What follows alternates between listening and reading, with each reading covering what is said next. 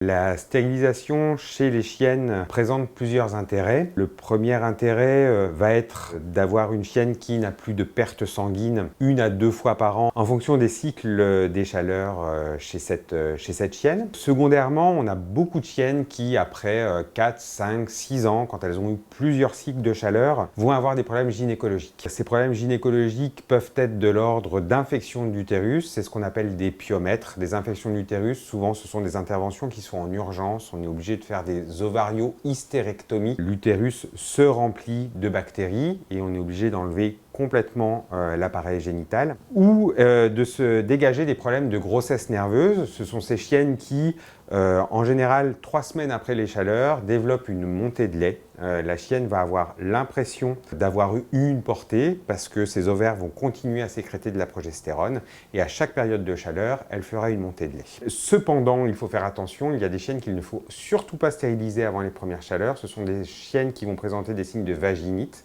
c'est-à-dire d'écoulement avant la puberté.